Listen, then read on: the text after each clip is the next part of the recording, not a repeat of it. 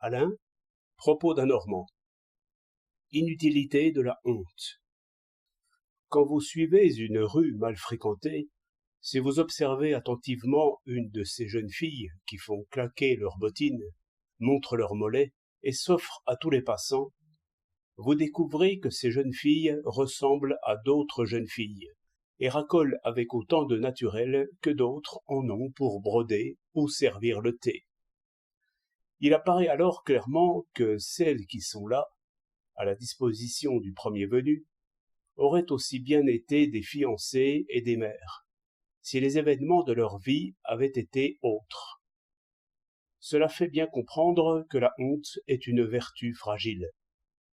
Le principal ressort de notre morale, c'est la crainte de l'opinion.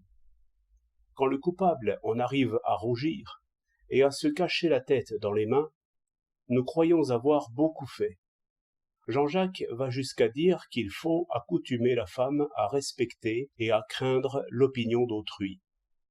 Le fait est que le moins exigeant des hommes veut qu'une femme ne se contente pas d'être honnête, mais ait encore le souci de paraître telle.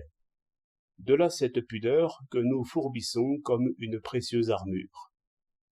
Le malheur est qu'il y a opinion et opinion. Partout il y a de bonnes réputations et de mauvaises, chez les nobles, chez les voleurs et dans les maisons publiques. Partout il y a des insultes qui frappent mieux que le fouet, partout des hontes, des excommunications, des désespoirs, partout des vertus d'opinion.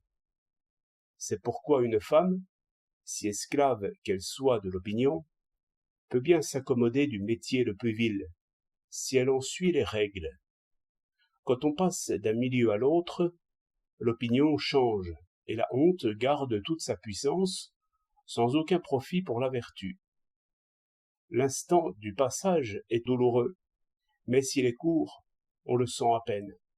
C'est pourquoi beaucoup de femmes, qui ne supportent pas l'hypocrisie à demi démasquée, aiment le scandale, qui les fait passer brusquement d'un royaume d'opinion à un autre royaume d'opinion. Par exemple, une ouvrière qui entre au théâtre et se fait entretenir n'est plus jugée comme une ouvrière, mais comme actrice, et pour recevoir 1000 compliments de ceux-là même qui l'auraient chassée si elle avait pris publiquement un amant sans rompre avec la couture. Si, au lieu de chanter ou de dire des vers, elle se prostituait tout simplement, alors elle ne serait plus jugée par ces gens-là, mais par d'autres. Il y aurait des règles nouvelles et un autre cercle de spectateurs. En somme, il n'y a point de déchéance possible pour qui vit dans l'opinion d'autrui. 2 septembre 1908.